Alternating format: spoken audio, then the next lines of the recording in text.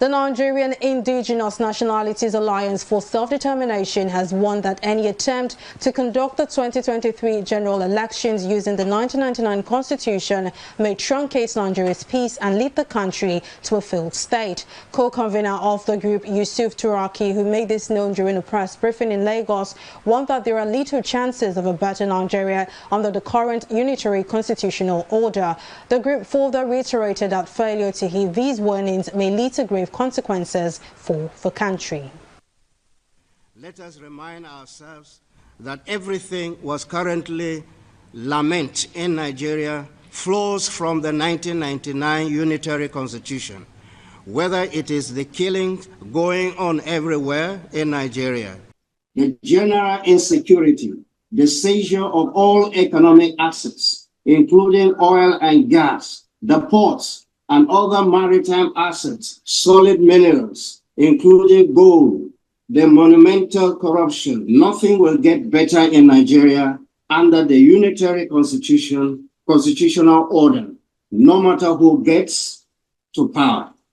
From the foregoing, it is clear that whoever genuinely seeks to extinguish the source of the woes and miseries of Nigeria and Nigerians must find a way to break this set cycle of periodic renewal of the life of the 1999 Constitution by way of elections.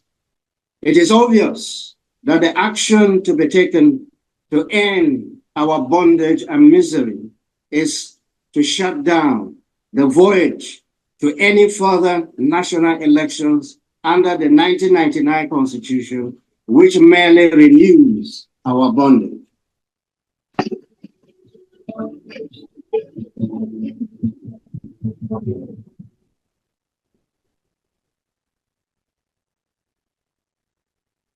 We are running into trouble. We are inching there, and time is not in our favor.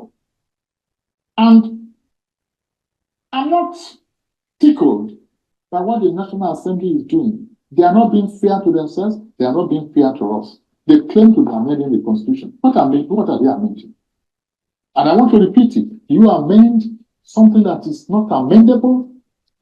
When you want to amend the Constitution, by the way, Lati, where do you start? You start from the preamble. You read the people. Oh, yes. They have to amend it. Why are they running away from it? If they cannot amend the preamble, if the preamble is not amendable, then it means the Constitution is not amendable. Come on. They have to start from it. You start reading your letter from the back page. Do you? No, they have to start from the preamble. That means the preamble is fake. We the people, who are the we? When did we meet? And why can't we do it? I'm studying the constitutions of the world. And I say this also with every sense of humility. There's no constitution that is near as strict, near as deceitful, near as make-believe in nature and in content as the Constitution, as what we call the Constitution of the Federal Republic of Nigeria 1999 as amended.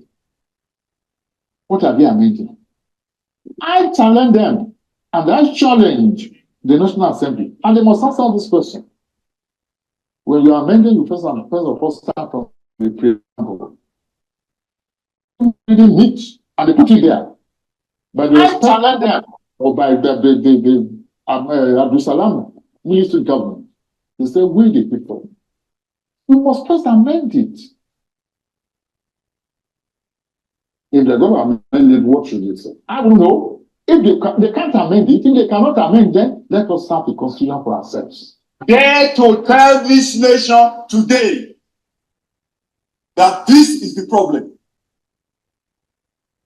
This Constitution can never give us progress. This Constitution can never give us peace.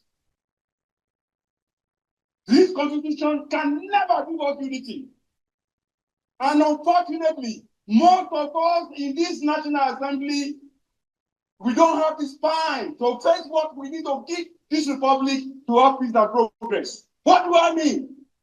This Constitution has 68 items 68 on the exclusive list. This constitution has only 12 on the concurrent list.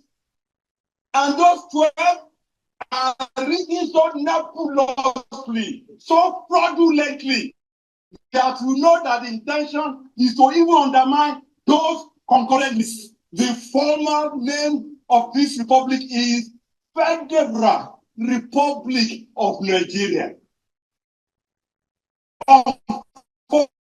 Unfortunately, we don't run a federalist system in Nigeria. Otherwise, what is so unique about all those things that are in the exclusive list in this chamber? We try to federalize the police system in this chamber. We think every crime is local. And the solution to every crime is local.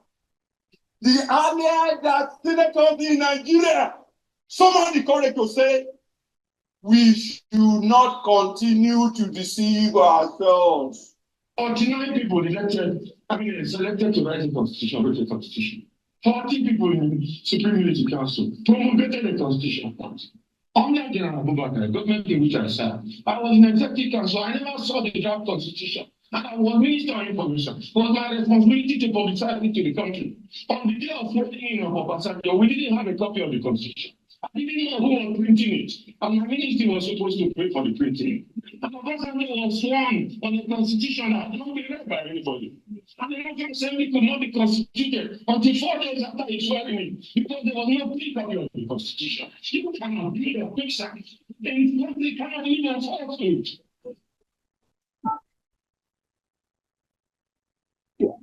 That the constitution that we have at present is a fraud.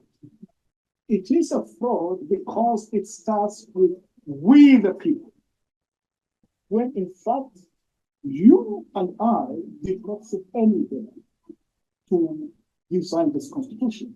By that fact alone, it is based on a lie and it is based on a fraud. In the past, people could ignore that, because Olusegun Obasanjo was a fair-minded man, and he was a victim. Because Umaru Yar'Adua of blessed memory was a fair-minded man and a patriot. Because Goodluck Ebele Jonathan was a fair-minded man and he was a victim. So people could afford to live with a fraudulent constitution. But now today we are seeing that the fraudulent constitution of people who have hidden agendas, who hate our country, who are beholden to Niger, Mali, Chad, and other foreign countries. They have nothing to offer us. Therefore, on that basis, we must reject the evil that we are seeing, and we must demand for re-engineering of our federation. So what are our shared core values? If you ask the Americans, they talk of life, liberty, and the pursuit of happiness. We don't have one. And it is when we begin to identify our shared core values that we begin to build a nation. What we have right now is a state held together at gunpoint. And when the state begins to oppress the citizen, there will be cries of marginalization. There will be secessionist and separatist agitation. There will be insecurity. Now we have set up Nigeria to be a place where the state is more powerful than the citizen, and the state is oppressive. We need to retrace our steps. Quite often, Nigerians ask, which is the way forward? And I say, if you're moving in the wrong direction, you shouldn't be going forward. You should make a U-turn.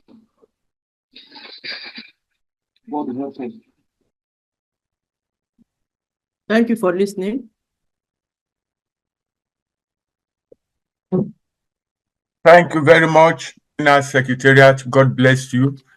Now, brethren, with that brief introduction, we invite our brother Tony Nadi to take the floor and continue from where he stopped during the prayer conference. Over to you, sir, Mr. Nadi. Yeah, thank you, sir, and welcome everybody once more to the prayer conference and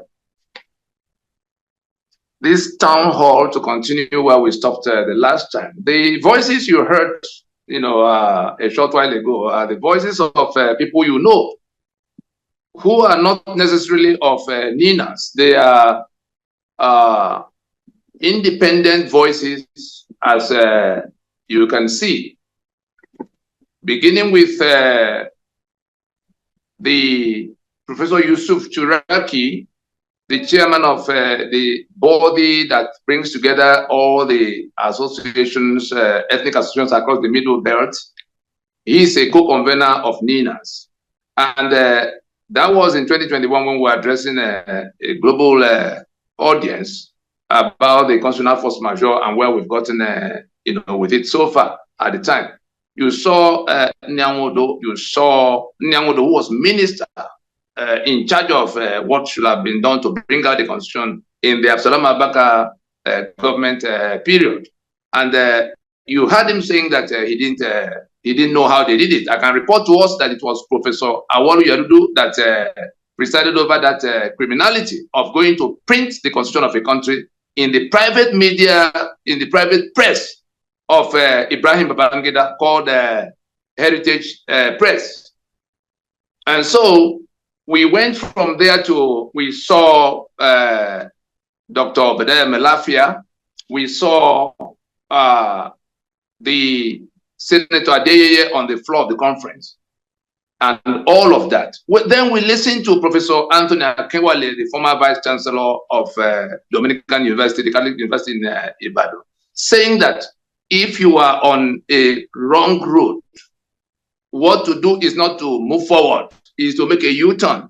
It is that U-turn that Nigeria has to make, that NINAS has placed a mechanism on the table by way of the constitutional force majeure of December 16th, 2020, with a 5-point proposition for how exactly it has to be done, step by step from where we are now. We had advised against going to further national elections under that constitution. And we said so in 2015, ahead of 2015. Those who were telling didn't listen. Then Buhari happened. Our borders were thrown open and all kinds of things. The Fulani poured in, killing people to take their land. We continued to shout ahead of 2019. The politicians would not listen. They thought they would defeat Buhari and take over, and then everything would become good. It didn't happen. So Buhari continued in 2019, and we saw how much entrenched the Fulani became under that constitution that empowered them. And so we proceeded to, from that 19, we went to the international circuit to tell those who are fighting with ISIS what was happening in our space in terms of the Buhari, the Fulani man, leading his people from across the sub-region of West Africa, across the Sahel, into Nigeria as commander-in-chief of the armed forces of Nigeria that is supposed to be watching over my back. Muhammad Buhari was the one organizing, being a patron of Mieti Allah, that was responsible for, that was proudly taking responsibility for what the Fulani herdsmen were doing, killing and maiming all over the place. The same Muhammad Buhari was the patron of Boko Haram that nominated him to come to represent them in Saudi Arabia when Jonathan was being pressured out of office.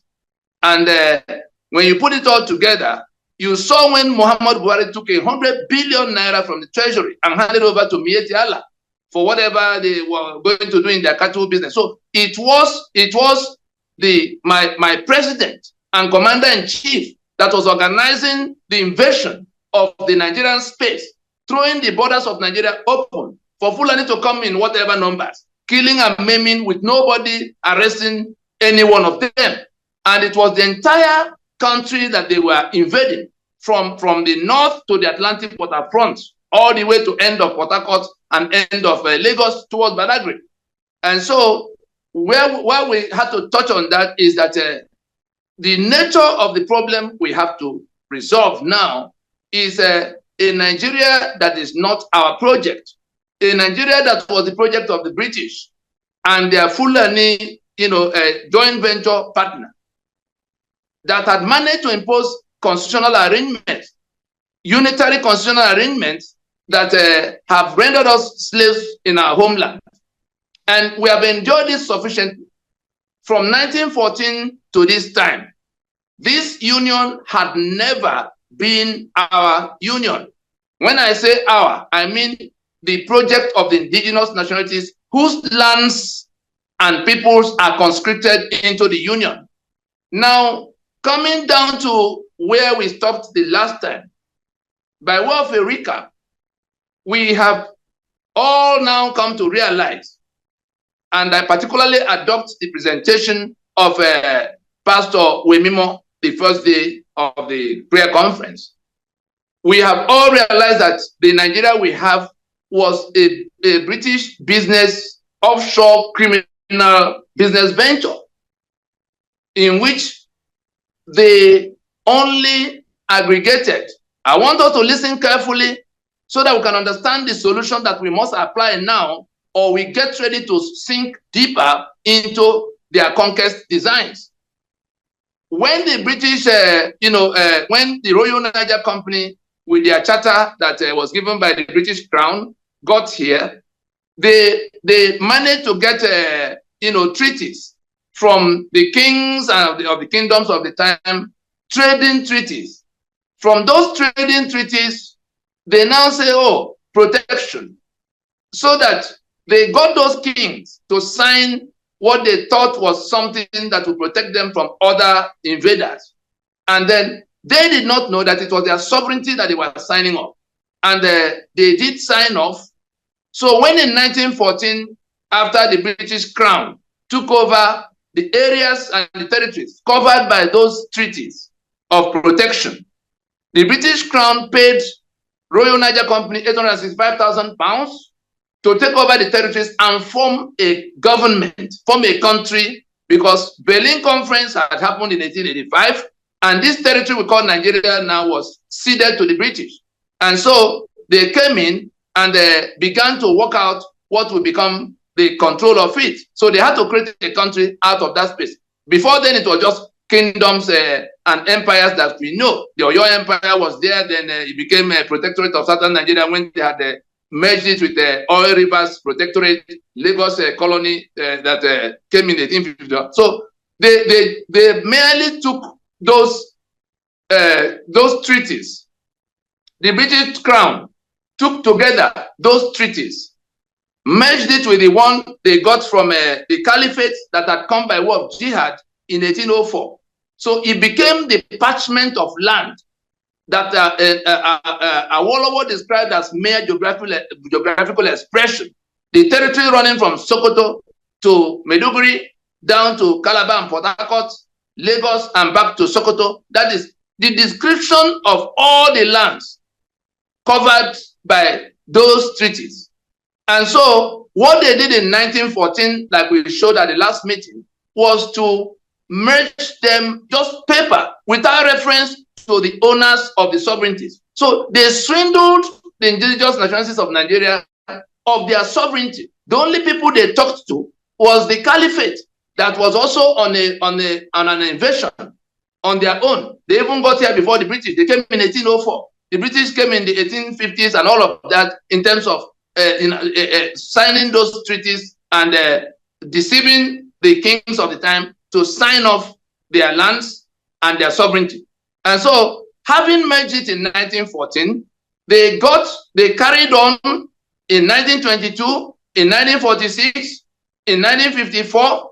The constitutions you hear of the time, on no occasion did they go back to the owners of the land, the Yoruba in Yoruba land, the Ijo in Ijo land, and all the other territories across the length and breadth of Nigeria. It was always the British Crown and their Fulani joint venture partners. At the point of independence, they handed over to their local agent, who then, began immediately to implement what we showed you the last time, to convert that entire territory, because that was what they were promised at the beginning in 1913, when Harcourt described the amalgamation that was going to happen on the 1st of January, you know, as the betrothal of the southern lady of Minsk to the well-behaved North.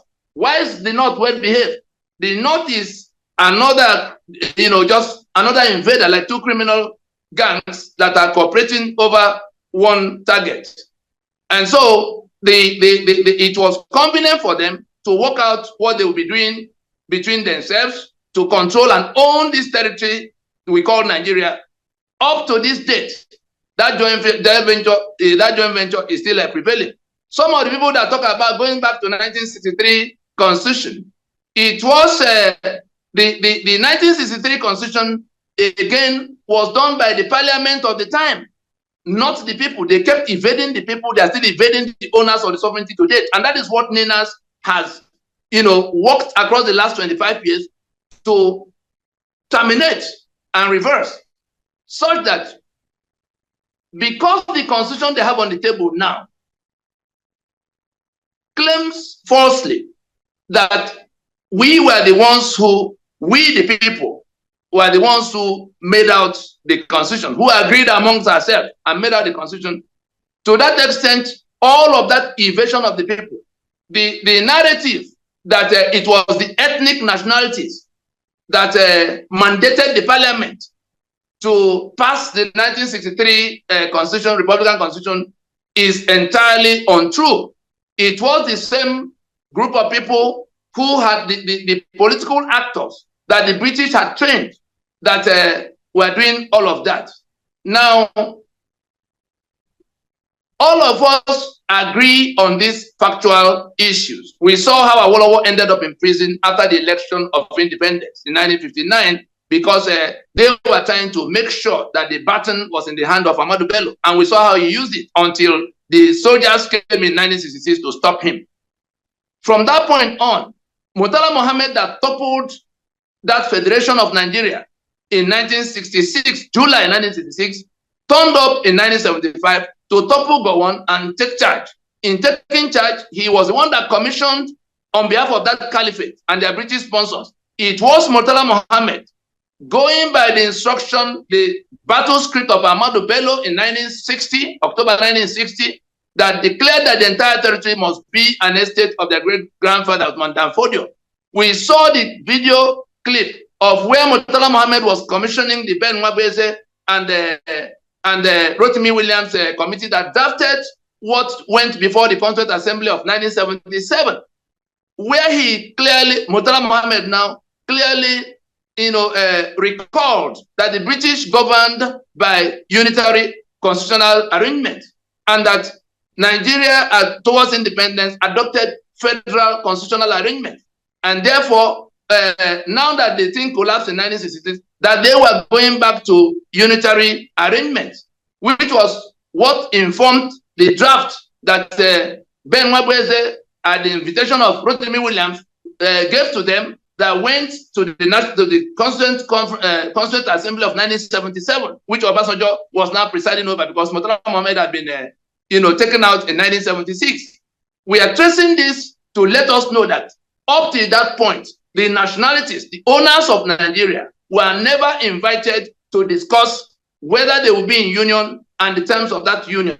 That is the problem that has been, tormenting Nigeria to this day, because only those, those marauders from London and from the Caliphate side and the willing tools from the south and middle belt of Nigeria, those who are being conquered, but who choose to take the little carrot they give to them, either to be president for a while, or be governor for a moment, or be senator for some time, under a constitution that was an apartheid constitution.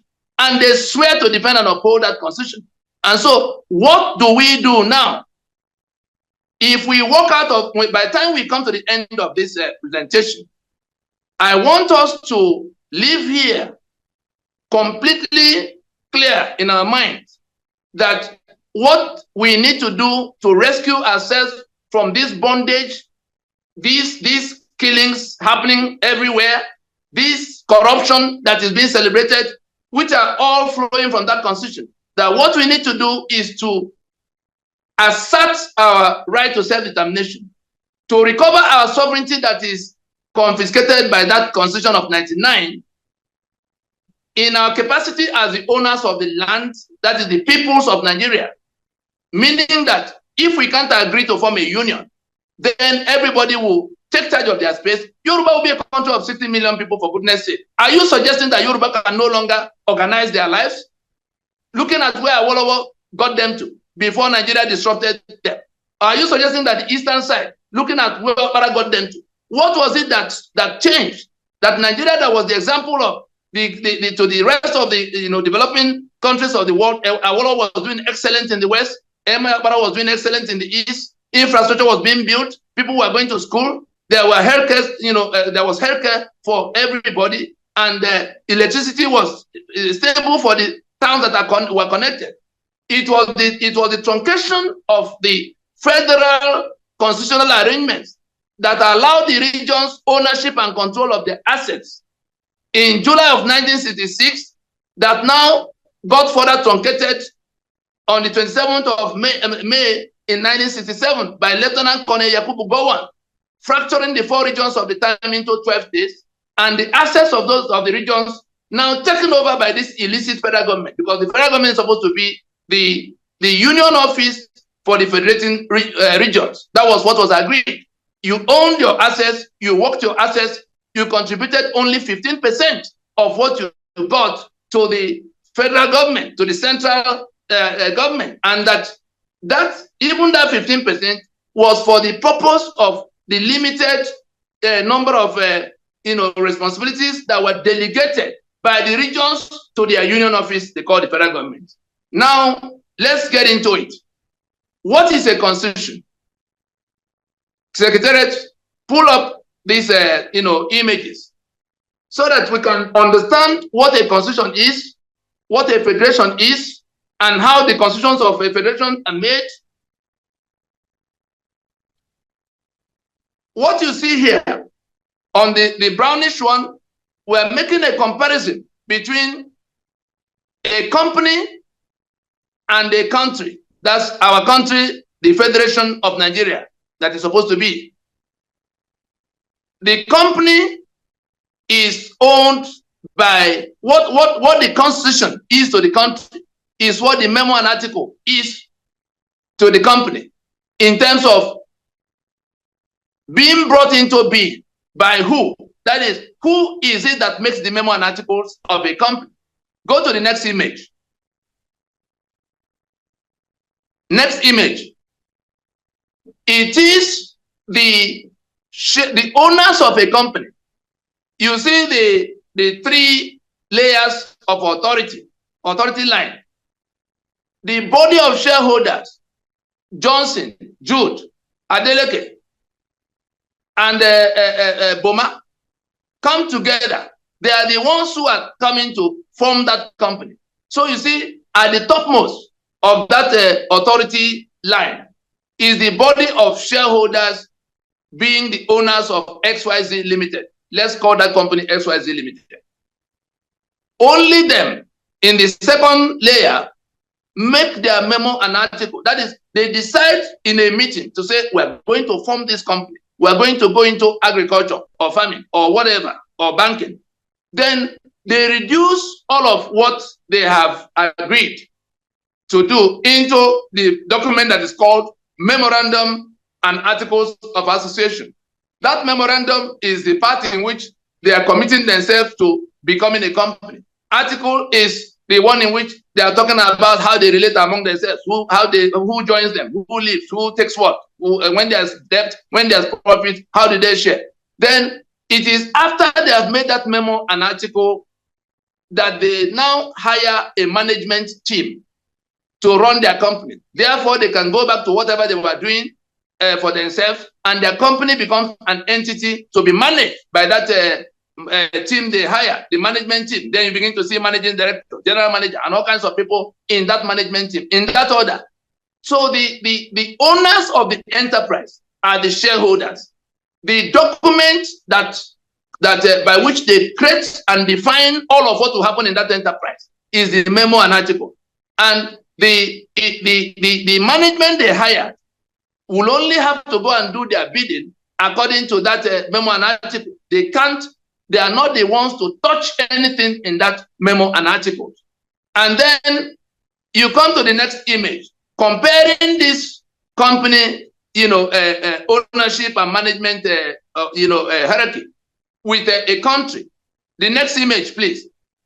In the case of a country, I want us to pay attention. This is the key to our salvation. This is the key to getting rid of this invasion in terms of now, not dependent on anybody at all. In the case of a federation, the owners of the enterprise are the constituent peoples of the federation. So when you say we the people of the Federal Republic of Nigeria, those are the people that could be countries of their own. It is only in that sense. Apart from that, is if Nigeria was not occupying their space, the Yoruba will be on their own. The Igbo and the Ijo will be on their own. The Tiv could be on their own. And so you see, no.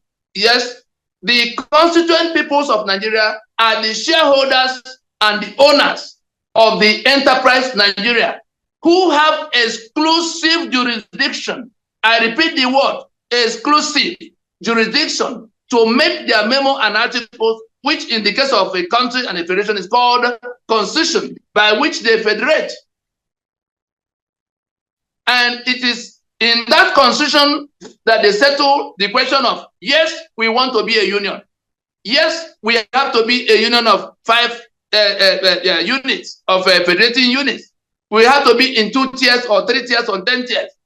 We have to, we define what the union office will be doing for us and what we do for ourselves. It is in that writing of the memo and articles, which is constitution, for that federation, that you now have a document that can bind the people into a union. And then in the third layer, in terms of the management of that enterprise, that is where you see the government in its 3 arms: executive, legislative, and judiciary. And so at the peak of the authority line is the people. That's the peoples of Nigeria who are bringing their lands and their people to form an entity to be called the Federation of Nigeria. They reduce it into writing, that agreement to unionize, to federate. That's where the constitution comes in. Only them can write it, no other person. It is not the management you hire that come to write your memo and article. What has happened to Nigeria since 1966 is that the management we hired, the government of the time, toppled the constitution, removed our own names from it, put their own names, and have been managing they seized control of our sovereignty and our assets since that time to this date. That is what happened to us. And it was on account of that, having then put our names as we come to the preamble of the Constitution. Look for that preamble and display it to tell you the fraud we are trying to resolve. When we say that the Constitution of Nigeria is a fraud, it is because in the preamble to that Constitution, the Absalom Abaka and his co-travelers in 1999 claimed that we, the people of the Federal Republic of Nigeria, put a comma there, put a pause there. That we, the people, means one and only thing. We, the Yoruba, standing in Yoruba land. We, the Ijo, standing on Ijo land. We, the Berom, we, the Tiv, we, the Igbo, we, the Shekiri. That is the only meaning of that we, the people. Because there are some illiterate people who hold PhDs. To say that some of the time they ask us, was Absalom Abaka and co, not Nigerians, and all of that. So that way the people, against the backdrop of the thing what I've just explained, is the the constituent components of Nigerians armed with their sovereignty, each of them. They are coming to become a federation, union of constitutions, union of sovereignties. And so you come to the second leg of that false claim. It says, having firmly and solemnly resolved to live in unity as indivisible and indissoluble country. Again, coming from the mouth of those constituent components. would they firmly resolve? Would they agree if they were never invited to meet? They were never invited. They were not invited in 1914. They were not invited in 1922. They were not invited in 1946, 54, 1963. It was always a middleman. It was always a middleman. Why has Nigeria refused? The proprietors of the Federation of Nigeria refused to invite the owners of the land that the British Crown conscripted into the Union of Nigeria from the fraud of amalgamation, from the treaties they obtained by deceit from semi-literate kings of the time. That is what we are still suffering from. What they handed over to Ahmadu Bello in 1960 is still sitting where it is, with all the guns and all the powers and rights that were taken. So you come to the third leg of that preamble that then says, do hereby make and give unto ourselves the following constitution. If we go back to the authority line we were talking about, you will then see that it is being alleged by this management team, the government, that we, the owners of the lands that could be countries of their own, have solemnly that have come in our first, we have to come in our capacity as the owners of the land. That is the reason the National Assembly does not have mandate to make constitution. The mandate of the National Assembly as a part of that management team is limited to lawmaking. Any lawyer who tells you any other thing, tell him that Tony Nadi said he's illiterate and he's dishonest, because we have spoken about it for 25 years, from 1999. Any lawyer in Nigeria who does not understand that the National Assembly is not the body to make constitution for us, that lawyer is dishonest and could be illiterate on the subject. So we come back to that false claim. It is those three false claims that now have to be resolved, because the truth, how do I know that is a lie? You go to decree, first let's even go to 14.2a. Section 14.2a of the Constitution of Nigeria 1999, as bad as it is, that section 14.2a admitted that sovereignty belongs to the people of Nigeria, peoples of Nigeria, from whom government, through this constitution, derives all its powers and authority. I'm quoting now section 14.2a, which is the universal truism on what can happen, because people will ask, how is the constitution of a federation made?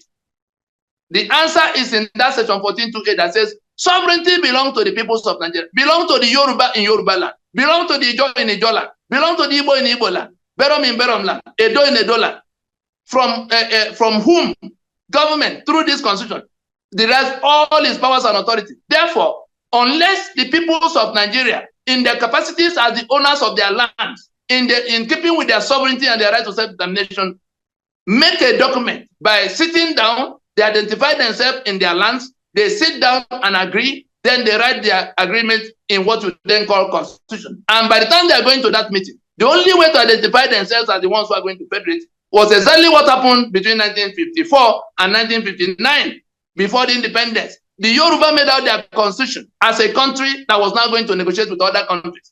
The Eastern region made out their constitution. The Northern region made their own in 1959, 57 to 59. The three of them made out their constitutions and then went to Lancaster House to unionize, to say, yes, we're going to create, instead of going off as separate countries, we're going to now create, units of, we're going to create a union office. That's the federal government. They mandated that, they donated the powers that became the responsibility and power of that federal government, that union office. They were the ones who listed what that union office would be doing for them. They were the ones who decided to be contributing 15% of their revenue to maintain that federal government and finance the limited responsibilities they allotted to that federal government. That was the period Awolowo could decide what to do with education, what to do with cocoa to make money, what to do with all the infrastructure he built, stadium, TV. That was the period Emma Okpara was teaching the rest of the developing world what an economy is. Oji River Power Plant was built that powered Eastern Nigeria all the way to Port Harcourt and Calabar, stably, on coal. And you saw how countries of the world had to come to copy what they were doing. In the north, whatever Awolowo and Imam did, Ahmadu Bello was struggling to do. He had his groundnut pyramids, and they had their priorities, and they built a university when others started building university. You know, so everybody was doing what they could best do with what they had in their sovereignty. And it was always, you couldn't take any proposition to pass as law to the federal parliament of the time if the regional parliaments are not approved of it. So you don't go and sit in Abuja, if it was to be Abuja, the capital, and begin to introduce bills of what to do. Look at the kind of madness that just happened. We have a problem we need to resolve. And people sit in Abuja and say it is by going back to old national anthem. What happened to meeting to resolve the differences that have cost us a war, cost us millions of lives, made us poverty capital of this world? Under a constitution that guarantees everything, we lament. The killings going on, the corruption that eats everything, the infrastructure that is zero, the election that we have seen so many times that our vote never counts. It is that constitution that is responsible for everything. So we go from knowing now that it is the constituent components, the peoples of Nigeria, in ownership and control of their sovereignty, make out a federation by discussion in the manner we have seen. And so, what is our proof that that claim did not happen? Those three claims that we, the people, solemnly resolved to live together and wrote constitution.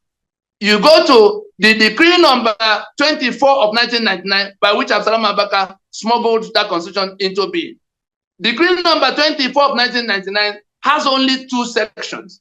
In subsection 1, subsection 3 of that section 1, it gave an instruction for the federal printer of the federal government, the press, the government press, they call it, not to tell the story of how the constitution was made. Because that decree number 24 told the story, Absalom Abaka told the story of how he formed the committee, the Nikitobi committee, that went up and down wherever they chose to go to consult with whoever they chose to consult with. And they came back to the Supreme Council, Military Council, to say that most people wanted a return to 1979. We already had the story of 79 in how the Constituent Assembly was given something to rubber stamp. And the work they did on it, Obasanjo, on the 21st of September in 1978, introduced 17 amendments that toppled everything the Constituent Assembly did, and then put our signature to it to say it came from our people. It came from representation of our people. The question of who can make constitution, they nominated their friends. They nominated the willing tools from everywhere, the people they could control, to come and discuss constitution. What should have happened in 1977 if they wanted to make a constitution was to invite the Yoruba, the Ogoni, all of the owners of the lands to organize by election or selection, whatever, mandated with constituent powers, to come and discuss how to federate with other people. There is no other way. If you sit in Abuja and nominate, even if you nominate 5,000 people, two from every village, it still does not become the meeting with constituent powers. It is only when Yoruba sit in Yoruba land and mandate people, they give constituent powers to go and negotiate with those who have also done the same thing in their home, to decide two questions: whether they want to be in union or they don't want to be. And if they want to be, they then spell out the terms.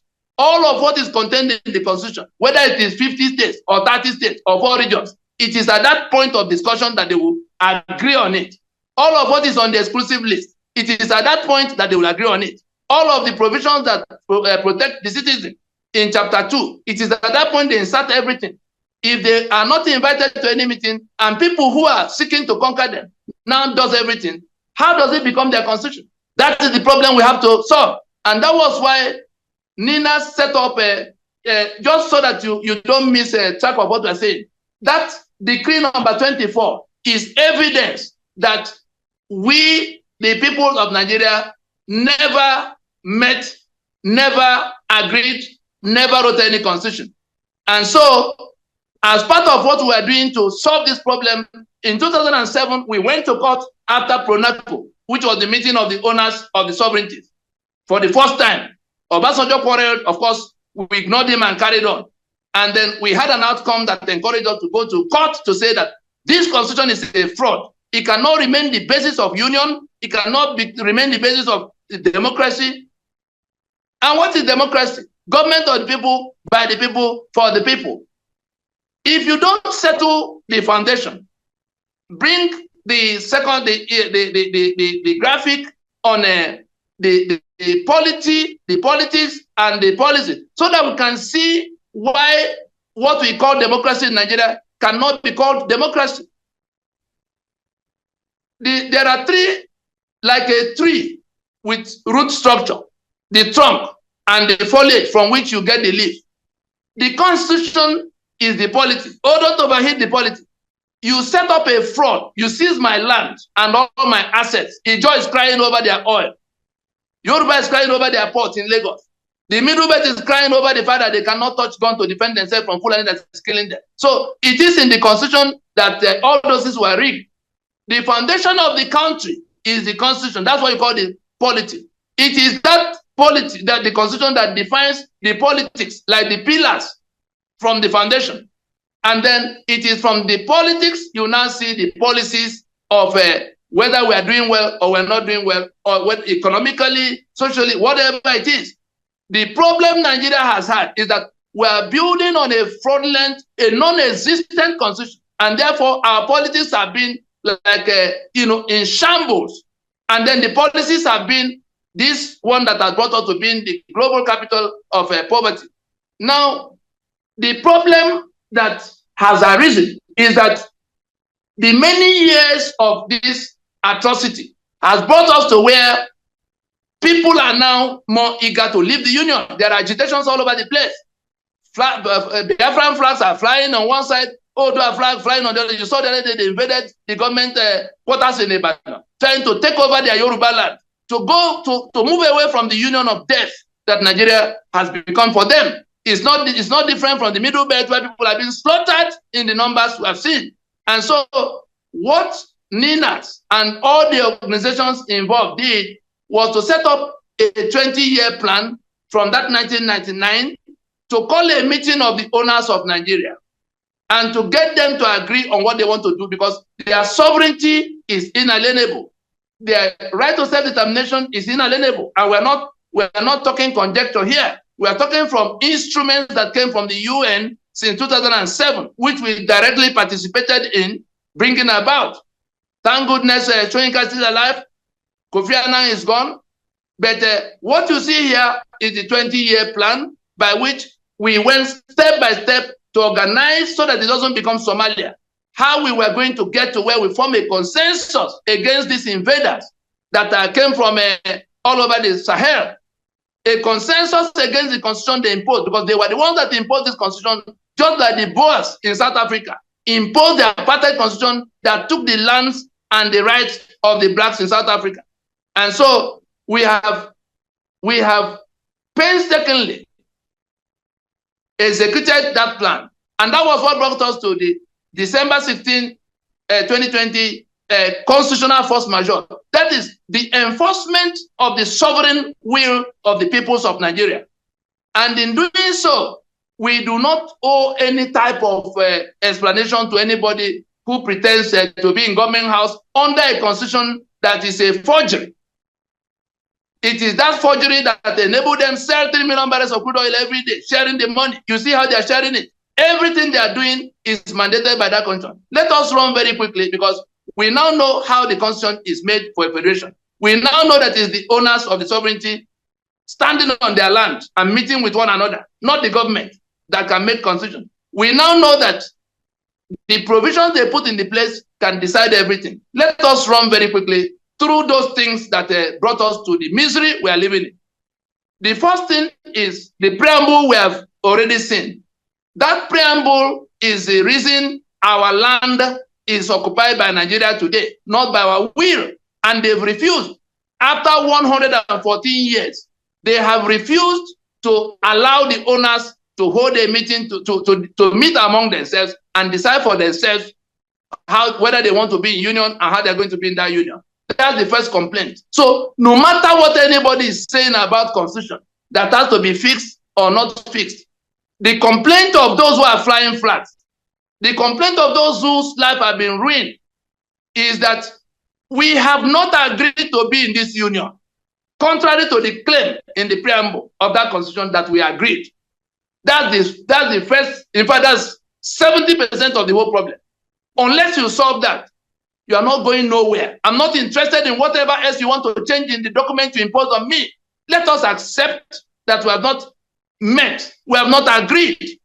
Let us go and sit down and agree. And if we can't sit down and agree, as at now, the fact that we have shown that that preamble and that constitution anchored on it is a forgery, is a fraud.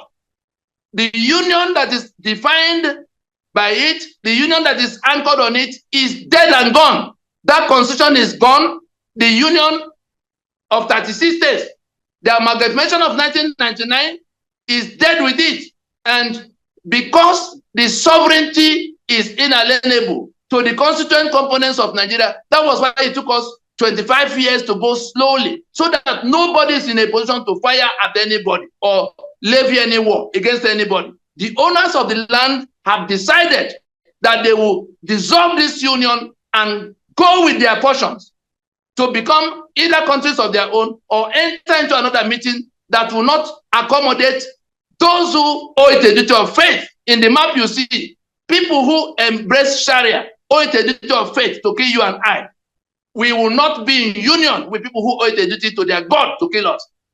Those same people are feudalists. They embrace feudalism. In their worldview, all men are not born equal. And therefore, they are born to rule you.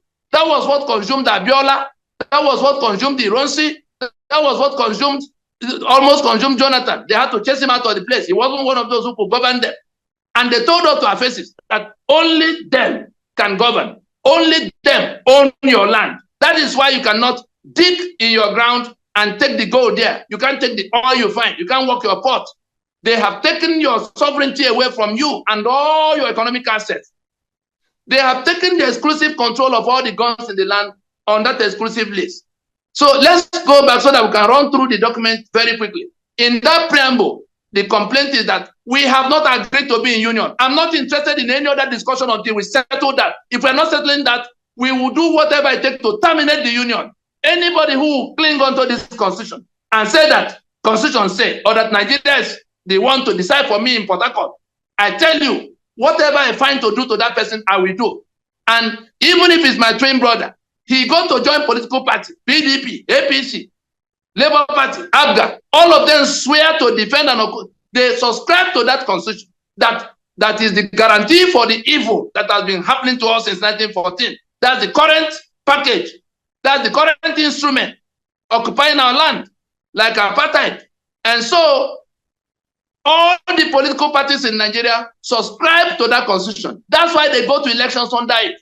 And so, whatever is happening to us, it is not necessarily the children of Uthman Danfodio or the descendants of Ahmadu Bello that are doing it to us. It is our own kinsmen that swear to defend and uphold that constitution, that go to election under that constitution, whether they're PDP or APC. When this matter will snap, and if our people are to be killed again in the manner that the Fulani is planning to do, armed with that constitution that gives them exclusive control, I tell you, my first line of targets, the people I will pursue to no end, are the ones from our territories who swear to defend and uphold this constitution, who go to elections under it, whether they are PDP or Labour Party or ABGA or APC, any one of them who swear, who is prepared to swear, who is prepared to contest election under this constitution is the number one enemy, ahead of any Fulani man, ahead of any other person, any armed robber or kidnapper.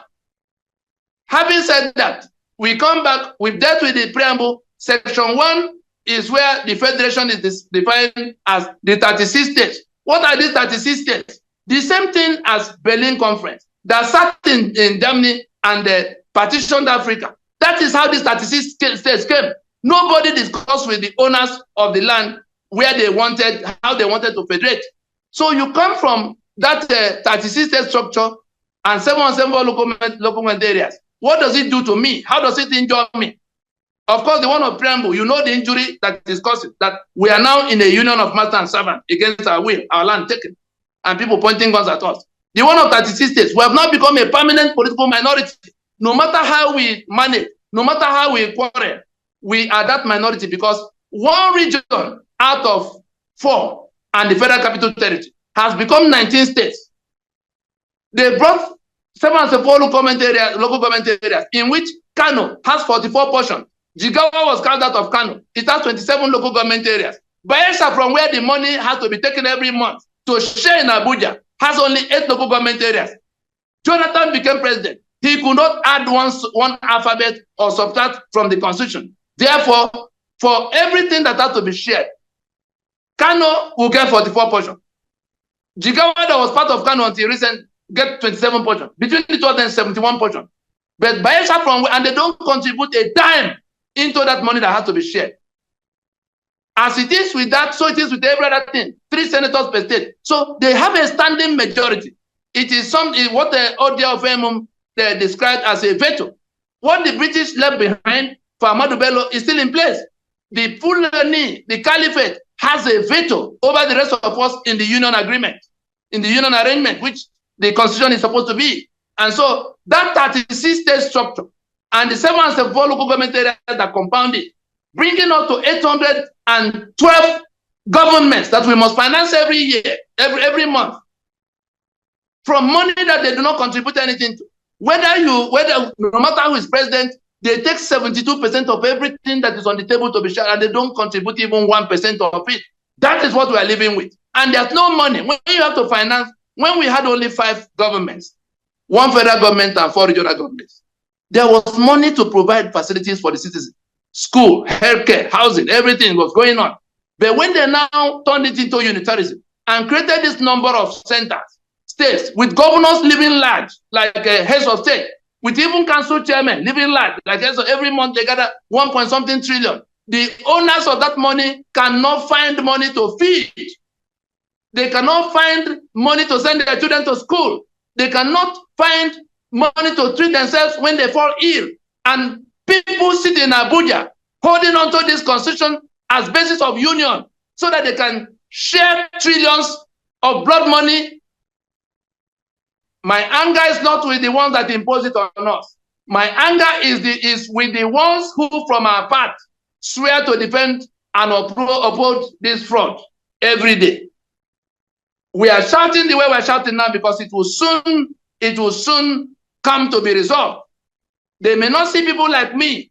When those who are being tormented, those who are running away from Nigeria, young people, whose lives have been wrecked and ruined. But you saw what happened to NSAS in Lagos. Young people thought they could protest something. The same people turned the fire on them. And then the next day, they came out to call them out to come and do election. And they say it's obedient movement.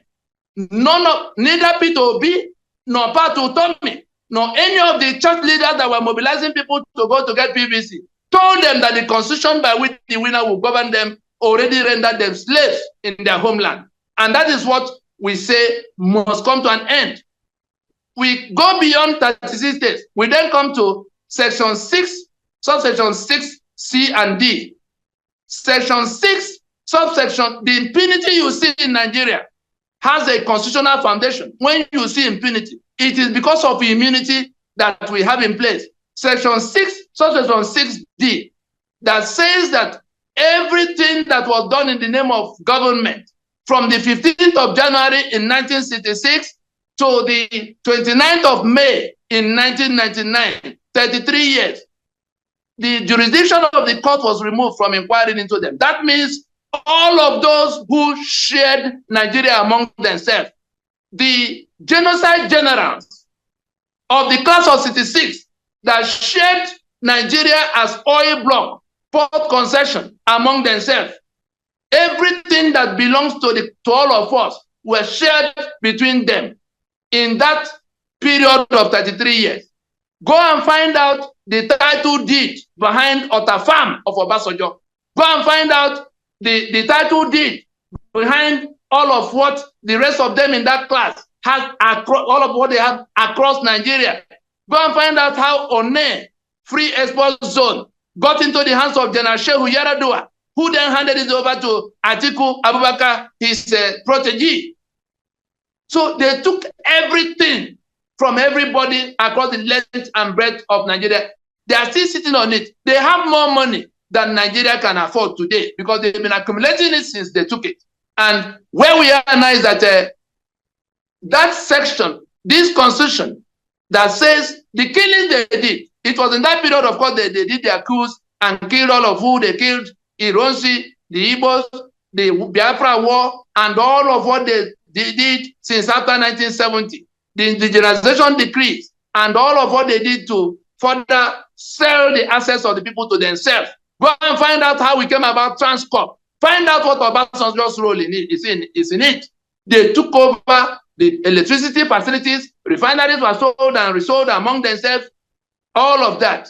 So in all of what they did in that period, nobody can question them. Even as the owners of the ones who were killed, the ones whose economic assets, the Niger Delta is still crying over the oil and gas assets that were taken by decree. Nobody can recover those things except this constitution goes down.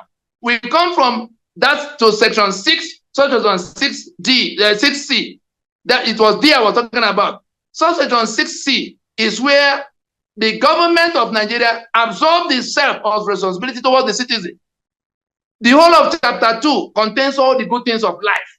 And so I'm explaining the specifics of what is tormenting the citizen in the villages where they are.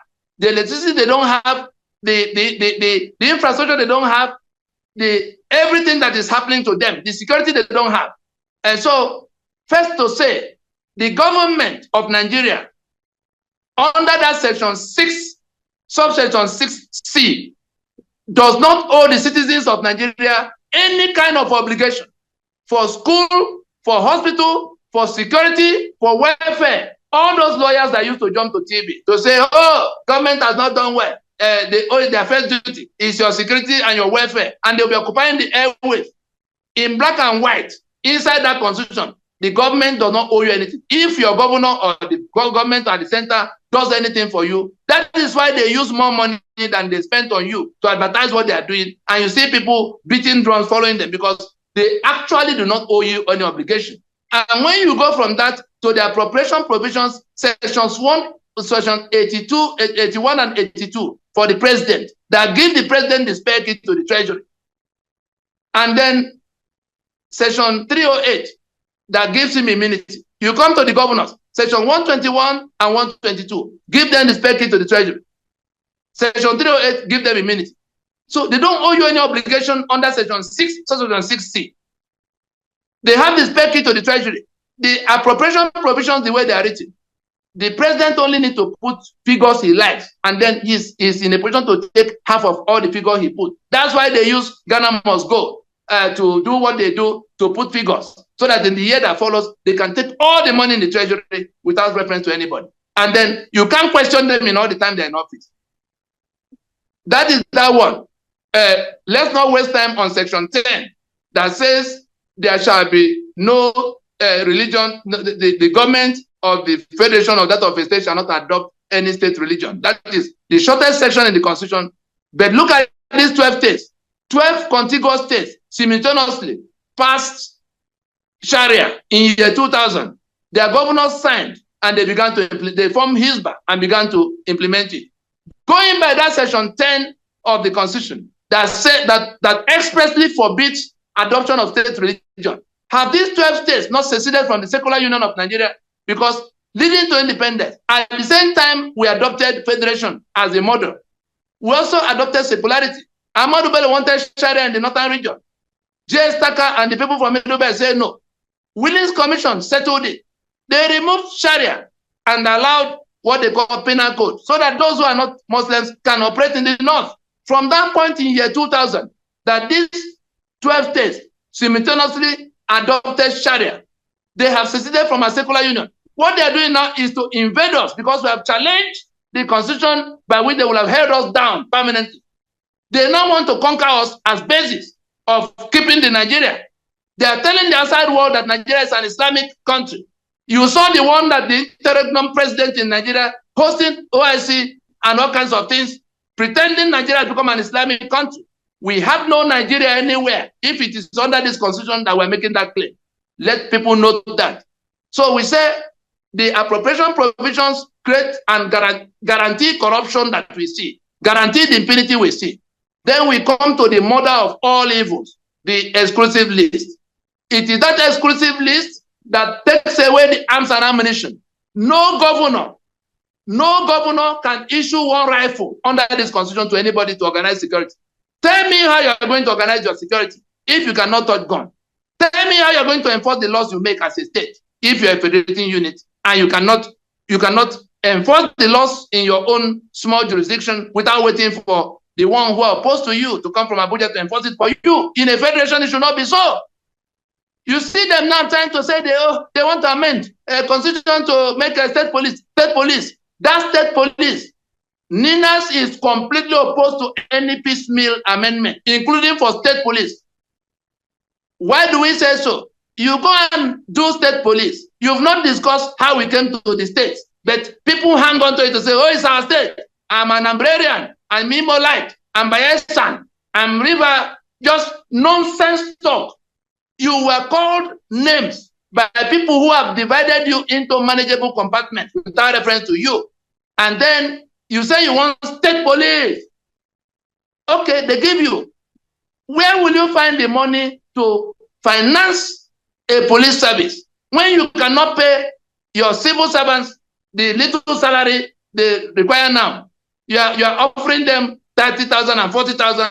You are not even yet paying it.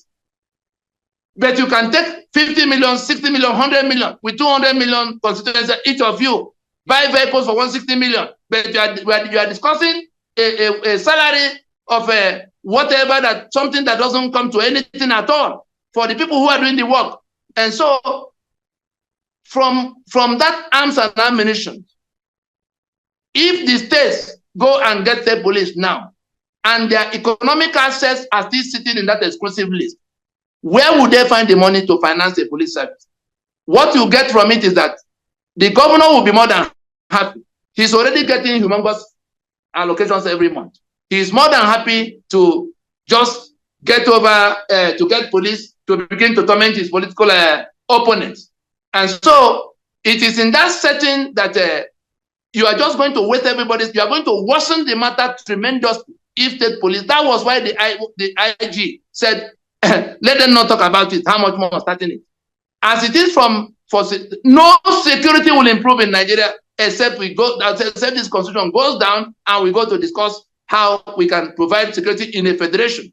The units have to be in charge of how to organize their security with guns in their hands, because it is guns that Fulani use as they come in to kill them.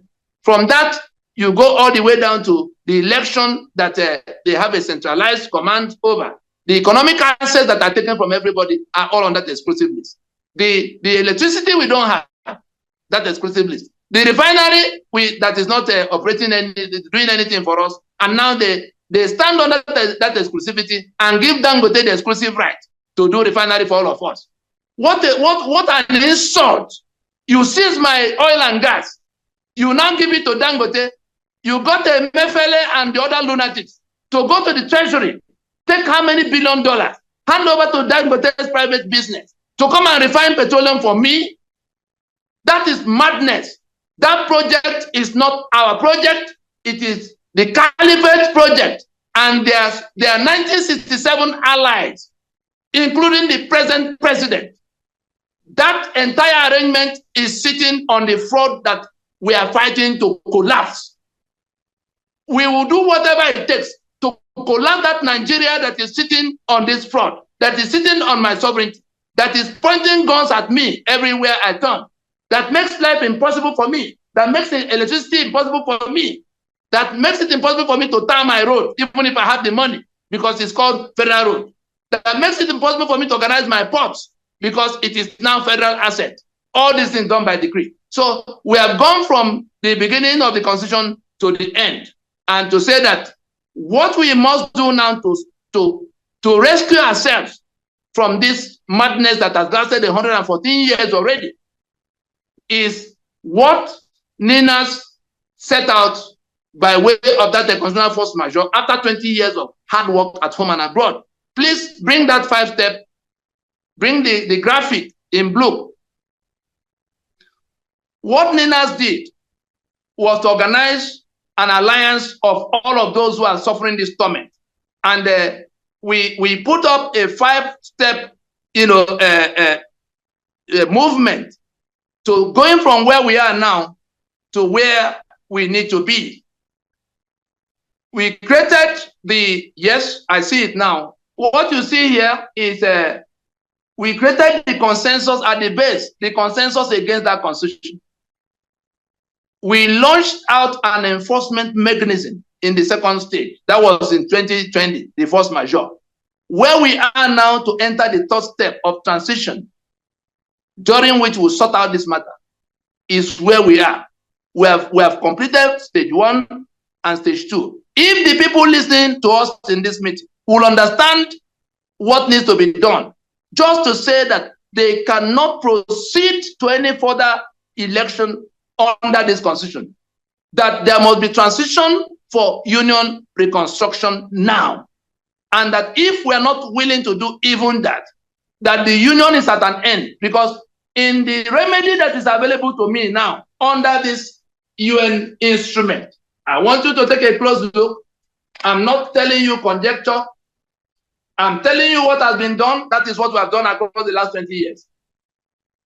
The document you see in my hand here, United Nations Declaration on the Rights of Indigenous People, it was under this document that Scotland went to referendum the other day. It was under this instrument that 5 countries have become free since we got that document out from the UN. And we do our sovereignty resides with us. That is, our land and our people can be by this instrument.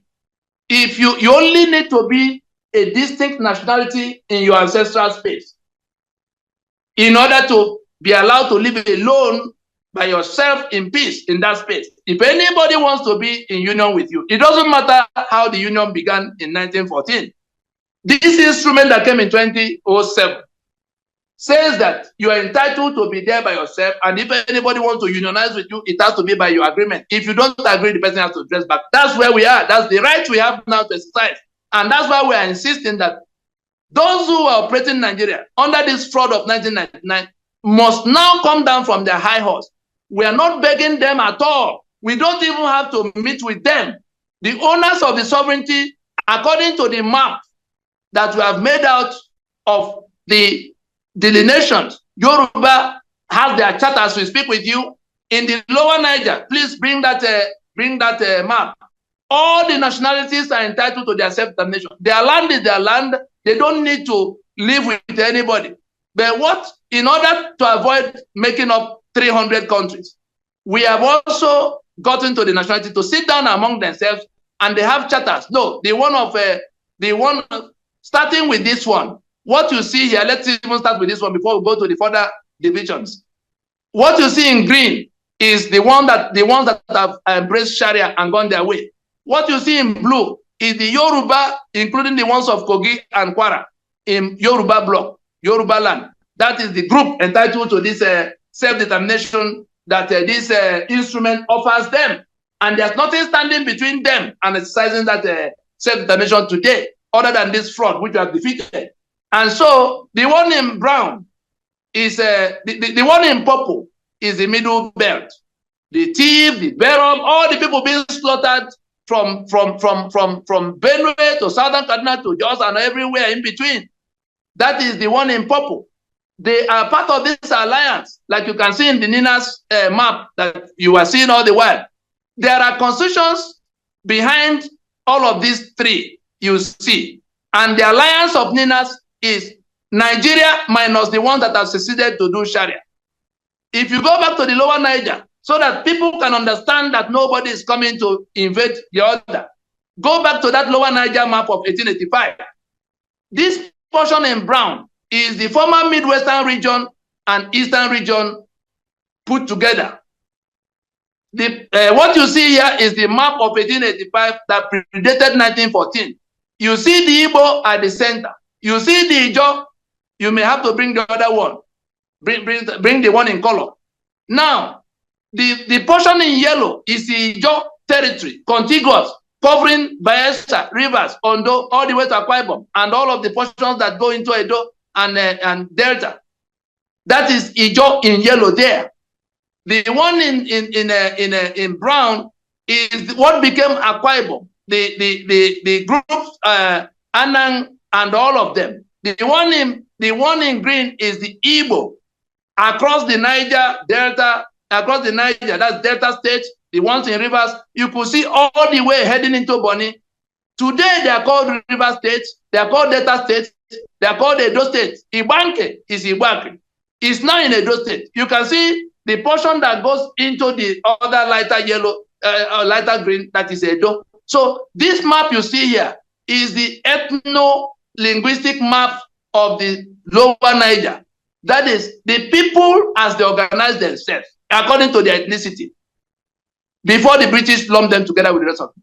And so as we speak, from the solemn assembly we had in Port Harcourt in 2015, these 6 blocks you see, of course, the Ishekiri, the Isoko, the Ogoni, all of them fit into one part or the other. And by their own volition, they have been discussing with their brethren on how to make out a constitution that will give them what Nigeria refused to give to them, the right to self-determination. Their land belongs to them. Their assets belong to them. Everything that they want to have and make for themselves in their space belong to them under this UN instrument.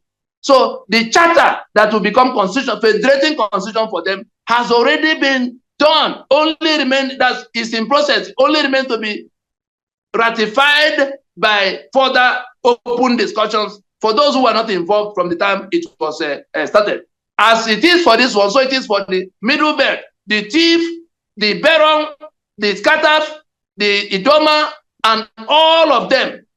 They have their charter as I speak with you, with a map that spells out their boundaries, their territories in that entire. So Yoruba is one language. These ones that are more than one language have done their.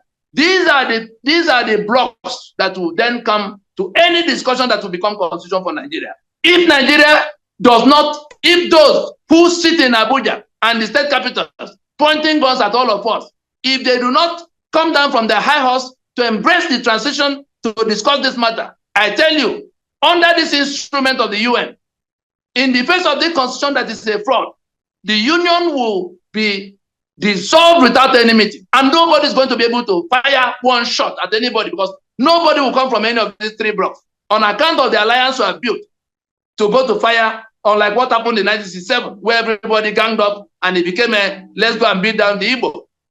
We have gone past all of that. Now, what exactly do we have to do right now?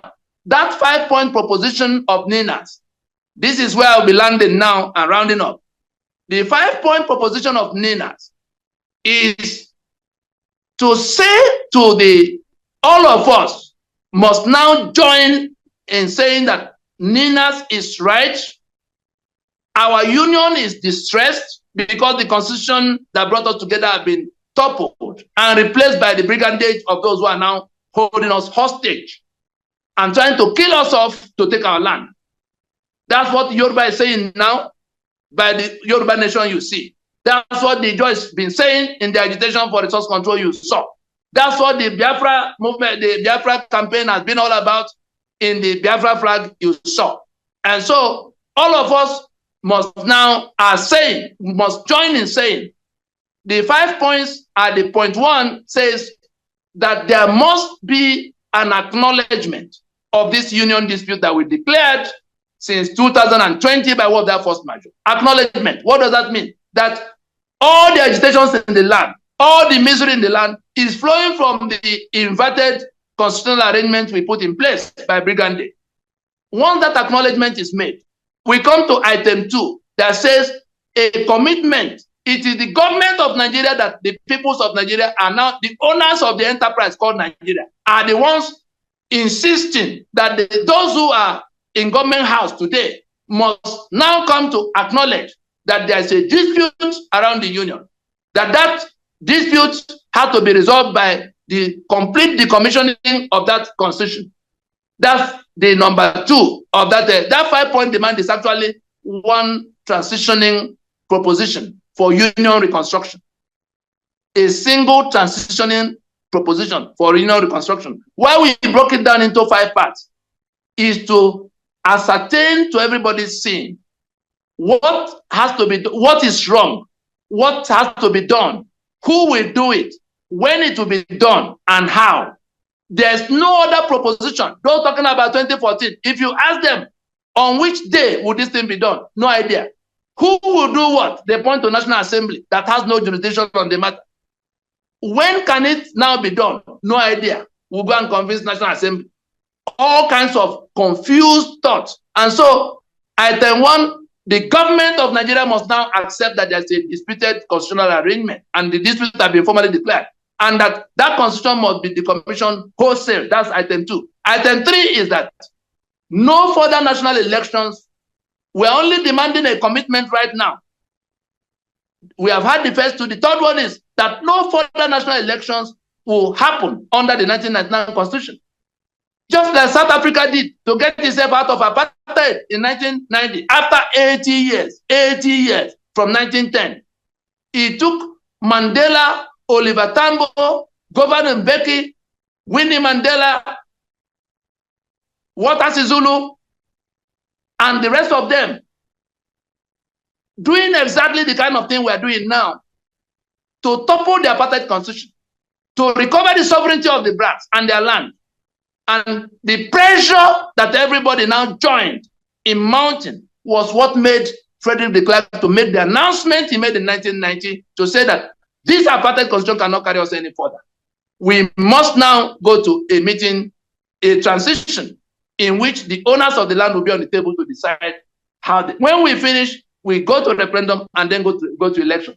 It's that thing that South Africa did in 1990 is the last chance Nigeria has now to rescue anything from the failed Lugadian experiment of 1914. More than 75–80% of people you call Nigerians have long departed from your Nigeria, defined by this constitution of death. And so we come to item 4. Item 3 is the commitment that no further elections will happen under this constitution. Why do we say so? We've been discussing this matter since January of 1967. Since we went to Aburi, was it not what we went to go to discuss in Aburi? How we live together in peace in this union? We came back from Aburi. Yakubu Gowon and his civil servants, aided by the Caliphate of Murtala Muhammad, abandoned the outcome of Aburi and began to kill 3.5 million people, starving 2 million children to death. I was born in the midst of, I wasn't yet born. For young people listening to this presentation, I was not yet born on the day of the first coup.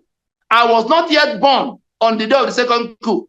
I was born in the middle of the killings that followed the second coup. At the end of the killings in 1970, I was only 3 years old.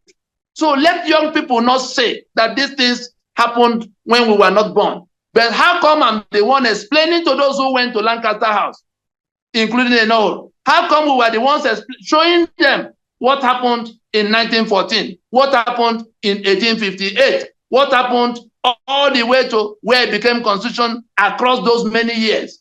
So I'm just informing us that we have now to say no further, that will be what we have to insist on, that no further national elections will be tolerated. We've tolerated 5, in fact 6, since 1999.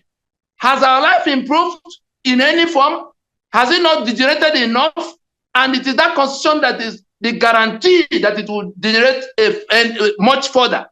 So the church leaders in Nigeria that go to canvass for PBC, for people to go and vote, the political parties in Nigeria that lure people into election under this constitution that tie us down as slaves to the Fulani, that endanger us to be killed and our lands taken. That is that constitution and the people who are prepared to govern by it, to contest election under it. Our task now is to insist that we cannot proceed to any further national elections under this constitution. This is 2024. The next election they are trying to get us to is in 2027. The Fulani have not slowed down in the killings they are doing to try to conquer us. If they overrun us before that 2027, it will be because of our own foolishness. Now to item 4, which is the high point of everything. It is in that item 4 that we demand that there will be a 2-stage procedure by which this matter will be resolved. In the first stage, we must now identify those we the people. This 5-point proposition are meant to address those 3 things I showed you at that preamble. We must now, in that item 4, identify who the we the people are that are going to federate. Yoruba on Yoruba land, Ijo in Ijo land, Tiv in Tiv land, Edo in Edo land, Igbo in Igbo land. We have to identify them in that capacity as the owners of the land that now wish to federate. In the second layer, they will come with their charters, which they have already made that I can report to you. You may not know. They will come with their charters in the second layer to do the kind of thing they did in Lancaster House in 1959, to say Yoruba country that could go away today in 2024 now want to discuss with the lower Nile, the eastern side, and the middle belt.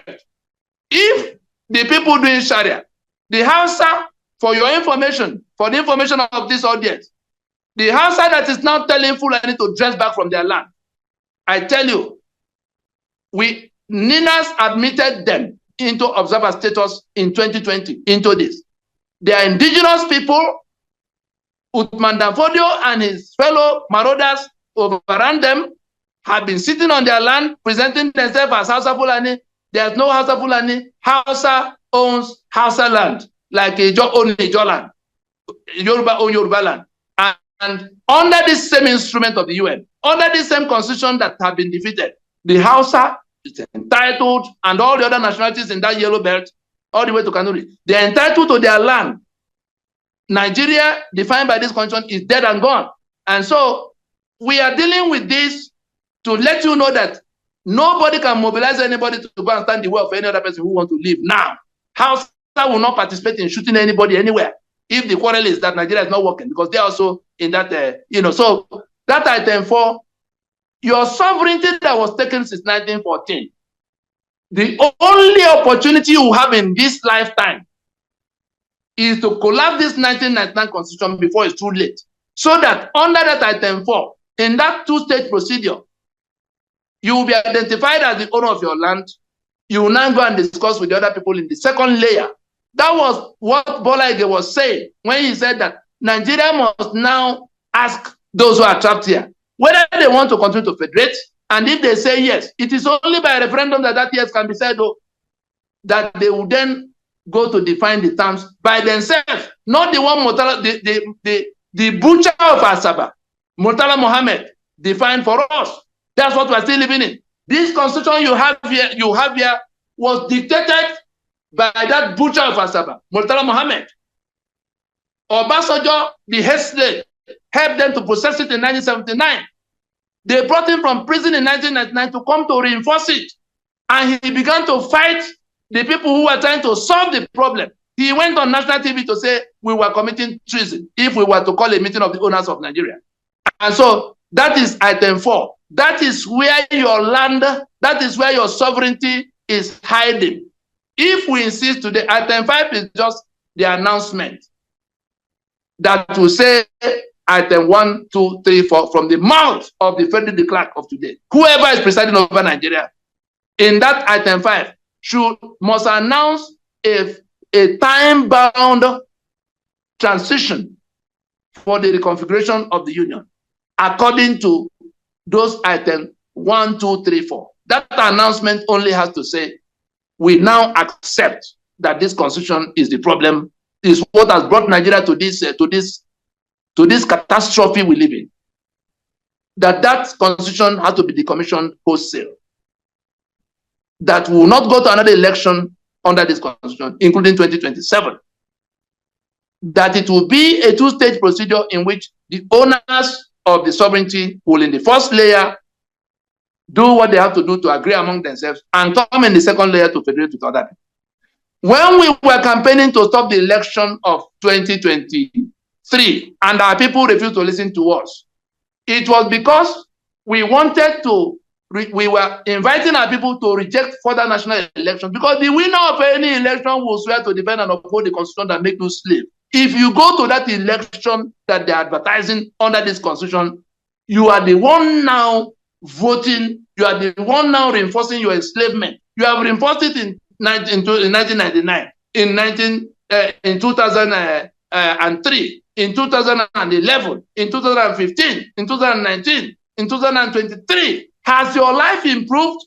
Why, with all the education we have, can't we slow down and stop in our stupidity to say we cannot proceed to another election under the constitution that guarantee our damnation? And so the strategy that NINAS had in mind, which we can now enforce, is this domino 2 you see here. The first pillar is election. The union of death is at the extreme left. The constitution that creates that union of death is at the middle. The election that renews the life of that constitution every 4 years is the one we have to now tackle. That's the one we can touch. That's the one we can insist on. That's the one we can do by ourselves without waiting for government. To tell the political parties that they will not be allowed to drag us to another election under this constitution. And the time to tell them that is now. So what NINAS is inviting the organizers, the conveners, and all of those who may listen to this presentation to do right now in May of 2024 is to say that Nigeria must now go to transition for union reconfiguration according to the 5-point proposition of NINAS. All of us are NINAS, Nigerian Indigenous Nationalities Alliance for Self-Determination. Bring the emblem again. Nigerian Indigenous Nationalities Alliance for Self-Determination. Anybody who is being slaughtered by Fulani, whether it's in Ekiti, or it's in Southern Kaduna, or it's in TV land, you are an indigenous nationality. The only people who are not indigenous to Nigeria are the Fulani doing the killings across the length and breadth of Nigeria. Is it rocket science that since God has caused them to make a mistake, to put our signature on the only title deed by which they enter our space, by which they control all the guns, by which they control all our economic assets, this is their title deed. But they put our signature in it. They didn't plan to let us know. It was because God wanted to save us that he caused them to print that decree number 24. I was talking about subsection 1.3 that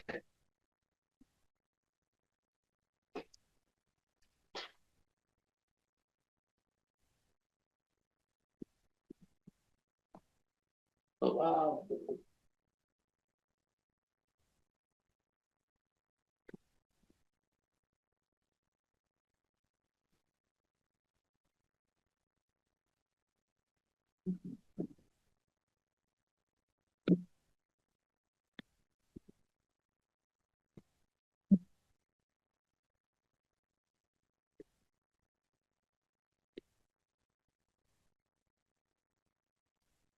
Sorry, something disrupted the power source.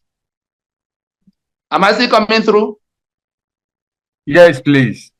Yes, I'm done now. What NINAS is inviting all of those who are listening to this at this moment to do is to go out there. All the materials we need are already in place. What needs to be done is for those who are going to wake up others. We're talking about death of millions of people if the Fulani and their willing tools from amongst us, all of those from the south and middle belt of Nigeria, including the South and Middle Belt Elders or Leadership Forum. We built an alliance of the South and Middle Belt to isolate our tormentors, the caliphate, to get down to this, truncating the constitution that empowered them. This Elders Forum decided to use that same alliance. They didn't go with us all the years we were going from the Tiv to the Berom to the Yoruba to the Joko. They did not. They were just going from election to election, sharing the benefit of winning the election. Then when we had built this alliance to stop the journey to election and enforce the collapse of that constitution and the recovery of our sovereignty, they now decided to present themselves to the people as their leaders who want to bring a better person to come and lead them as president. If Peter Obi becomes president, just like Tinubu is president today, this constitution remains in place. The 36 states will remain in place. That preamble remains in place. The 68 items of exclusive list remains in place. The provisions that create corruption and guarantee immunity for the beneficiaries of corruption will remain in place. The president, like we have seen in that memo and article illustration, the president has no right to add one alphabet or subtract one alphabet from the constitution. And so, on what basis will you now suggest that it is leadership or corruption that is the problem? The constitution have shown you the sections that are responsible for the corruption we see. I've shown you that election that is on exclusive list is the reason you get all of what you get from INEC every 4 years. Because it's not you electing who will govern you. It is whoever they impose on you. You saw what happened in Imo State. That the man who came forth in the election was imposed on Imo people. He's still there. You go to the Supreme Court, they do exactly what they did in the one of 2023 presidential election. And so, we are not anarchists. Our quarrel is not with the people in government house. For those who may ask, hey, what of anarchy? There's no anarchy anywhere. All of us can insist. If we stand up and do what needs to be done now, to insist that we must go to transition now to solve this union dispute that have been outstanding since 1967. The government is our employee. We are the owners of Nigeria. The nationalities are the owners of the enterprise. The constitution by which their employees, the government, toppled their ownership has been toppled. And so we are back to where everybody has their sovereignty on the table to take away. If you do not take your sovereignty now, Fulani is coming upon you to take that land and kill you off. If because they've not come to your community, you think it's not happening, go and ask those in Southern Kaduna, go and ask those in these several scores of communities that have been overrun in Plateau today. Go and ask those in Benue what is happening in their space. It's coming everywhere. You saw them in Ekiti, you saw them in Ibadan, you saw them in Bayelsa, you saw them in Cross River the other day. They have encircled us, the guns are in their hands, they were in a position to stop them. Whether it is the corruption we see, whether it's the killings we see, the only thing that can get to all of those things at the same time is that this constitution that enables all those things are taken out. And we only need to say transition now in rejection of that constitution. Except we are lying to ourselves that we reject that constitution of master and servant. If we are serious, we must now step out from our comfort zones to say that we reject this constitution as basis of union. We insist on transition now for union reconfiguration, according to the 5-point proposition of the Nigerian Indigenous Nationalities Alliance for Self-Determination. If we do that, it won't take us more than 3 months to get to where we permanently terminate this enslavement that has lasted for so long, since 1914. We have never been in charge of what happens in our space. I think I'll stop here. Thank you for listening. Wow. Brethren, may I ask that we all unmute, and at your various locations, let's give Mr. Tony Nandi a wonderful round of applause. And